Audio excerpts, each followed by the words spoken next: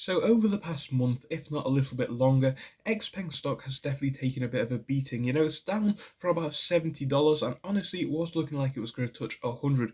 Unfortunately, there was a lot of, sell-off happening because of the potential of a Chinese stock ban. But now we are asking the question, will Xpeng stock ever reach its previous highs? So of course, in this video, we intend to give my opinion, looking at what the news is presenting to us, and of course, looking at what may happen in the future. So of course, I am not a financial advisor. This is just my opinion, but if you could leave a like and subscribe, it would be massively appreciated, as of course every single subscriber helps to grow the channel. If you did want to leave a like on the video, it would also be appreciated, and of course if you wanted to become a member, link to the memberships will be down next to the subscribe button.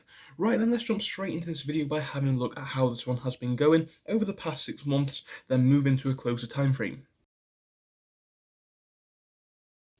So yeah, you guys will already know if you are following Xpeng. It recently IPO'd earlier this year. So of course, from that IPO, you know what, we saw a lot of hype.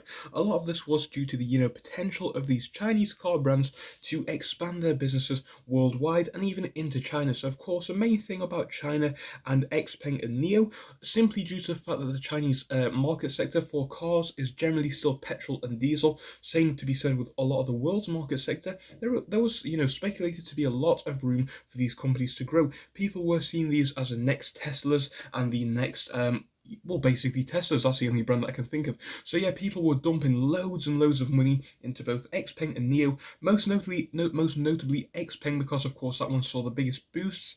Analyst ratings just kept going up and up and up. Sales figures were positive every single month, every single quarter, and people really were looking positive onto this stock. So of course, from that high point, we actually had the unfortunate news that potentially Chinese stocks were going to get banned off the United States stock market. And of course, due to that, a lot of people were very scared and jumped out of this investment. Now, of course, if this was to happen, it would definitely have a hit on the stock's price. It would definitely affect it in the negative.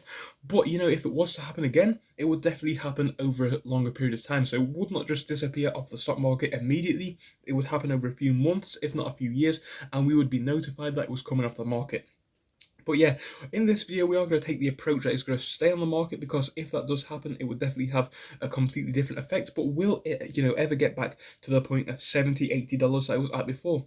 So of course, when we are looking at Xpeng and NIO, but specifically Xpeng in this video, I definitely think it does have some potential. I do like the cars. I like the P7. I think it's a G3. I like that one as well. And I think that they do have potential to grow the brand in the future.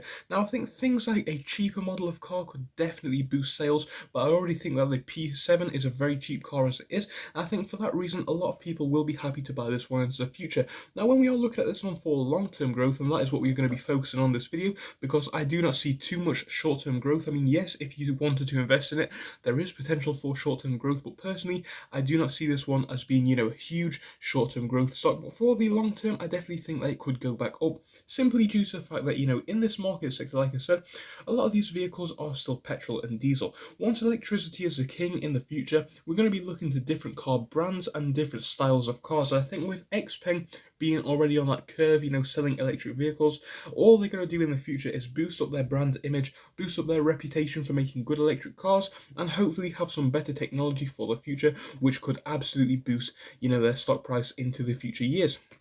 So of course, look at their technology. They absolutely have some very cool features.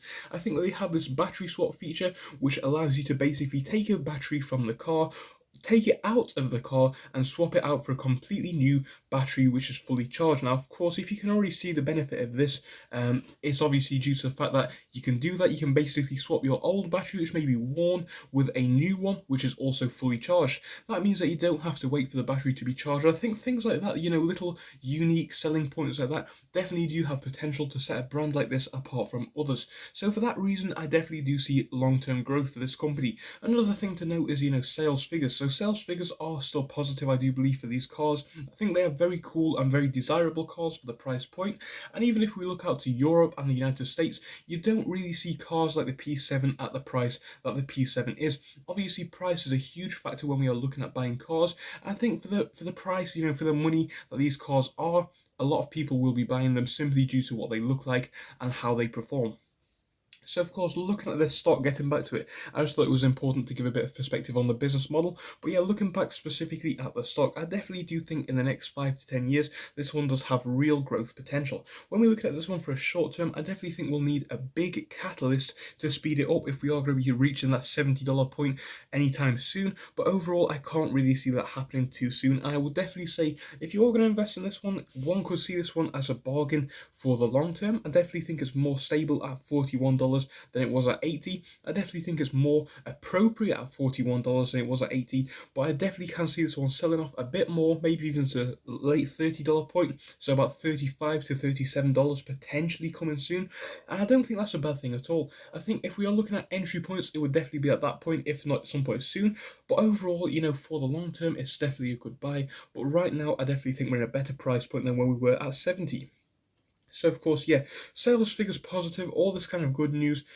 But if we are going to invest in this one, it's going to be for the long term. So I hope you enjoyed this video. If you did, please do leave a like and subscribe, and I'll see you in the next one. Goodbye till then.